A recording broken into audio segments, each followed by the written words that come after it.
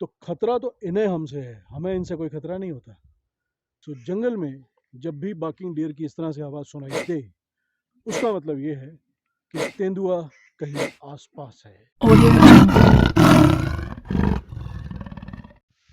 Good morning, good evening, good afternoon once again. This is Sumit Raj from Shimla, एक नई कहानी के साथ। कल रात को मैं ज़रा देर से पहुंचा, तो लगभग अंधेरा हो चुका था। घर आया, चाय बनाई और बाहर बरामदे में आके बैठ गया।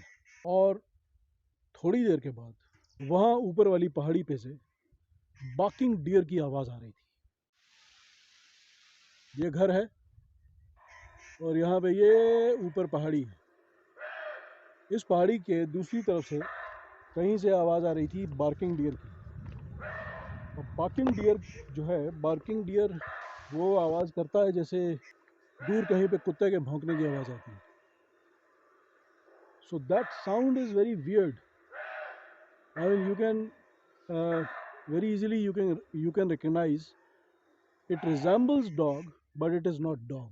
So जंगल में जब भी बाकिंग डियर की इस तरह से आवाज़ सुनाई दे, उसका मतलब ये है कि तेंदुआ कहीं आसपास है।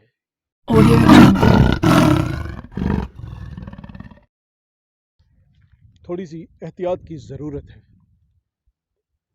अब मैं थोड़ी देर तो बरामदे में बैठा रहा, चाय पीता रहा और उसकी आवाज़ सुनता रहा।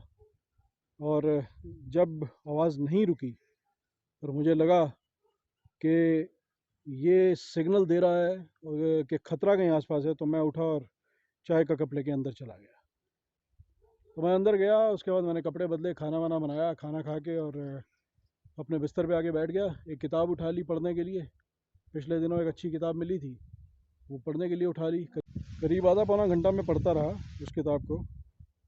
और थोड़ी देर के बाद खिड़की के बाहर कहीं गुर्राहट की आवाज़ सुनाई दी। मेरे कान खड़े हो गए। मुझे लगा कि ये तेंदुआ कहीं आसपास आज घर के बाहर है।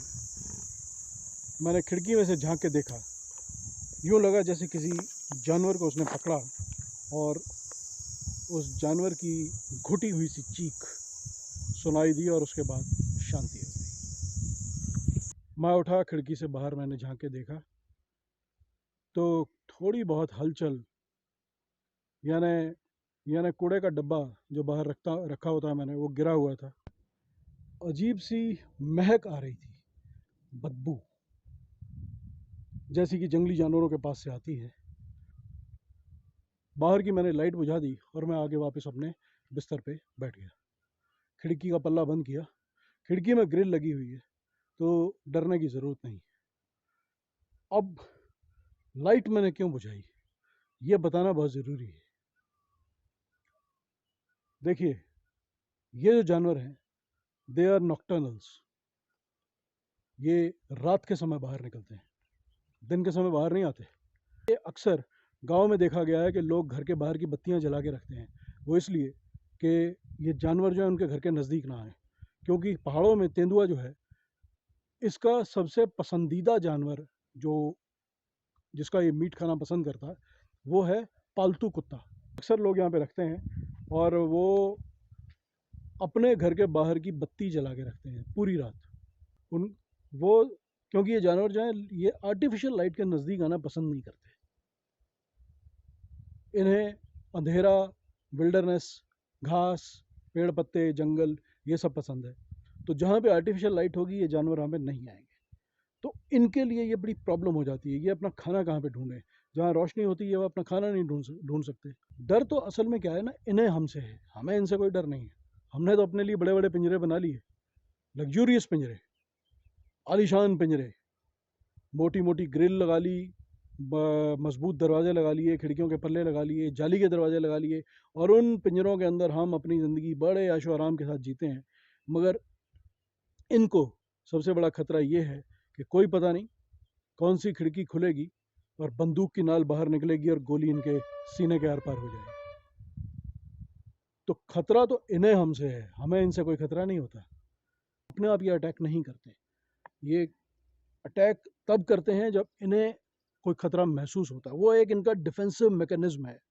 जहाँ इन्हें लगता है कि इनकी ज़िंदगी पे खतरा है तो ये आपके ऊपर अटैक करेंगे।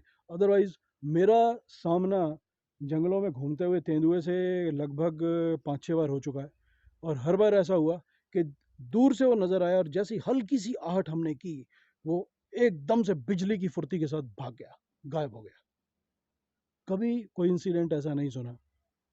हाँ, ये ज़रूर है कि तेंदुआ एक बड़ा कनिंग एनिमल है, ये मानने वाली बात है। वो चुपचाप बैठा जो है ऑब्जर्व करता है। वो आपकी एक्टिविटीज़ को ऑब्जर्व करता है। जहाँ उसे लगता है कि हाँ यार, यहाँ पे मेरी भूख मिट सकती है, यहाँ से मुझे कुछ खाना मिल सकता है। मैं पहले भी एक वीडियो में बोल चुका हूँ कि 80-85% इनका जो वक्त है जंगली जानवरों का, पशु पक्षियों का, ये खाना ढूंढने में जाता है।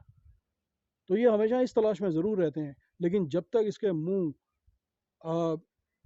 आदमी का मांस नहीं लगेगा, ह्यूमन फ्लैश नहीं होगा, ये आदमखोर नहीं बनता। तो इसलिए खुद तो जिए, इन्हें भी जीने दें, और ये बहुत चमकदार रोशनी कर करके हम इन्हें परेशान ना करें। इनकी ज़िंदगी इनकी है, इनके जंगलों के अंदर हमने घर बनाए हैं, इन्होंने हमारे घरों में घर नहीं बनाए। आज आप अपने घर में रहना छोड़ दीजिए, वहाँ पे जंगल उगना शुरू हो जाएगा। तो वो तो नेचर है, वो घर उनका है, हमारा नहीं है। हमारा कुछ नहीं है, हम सिर्फ किराएदार हैं इस दुनिया में।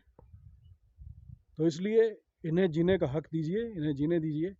दिन तो चलिए हमारा है, हम लोग बाहर घूमते हैं, काम करते हैं, इधर उधर जाते हैं।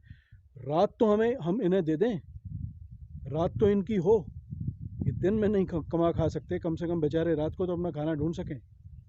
मैं जहाँ रह रहा हूँ वहाँ आसपास लेपर्ड्स भी हैं, वाइल्ड बोर्स भी हैं, मे बी बेयर्स भी होंगे, मॉनिटर लिजर्ड्स हैं, स्नेक्स हैं।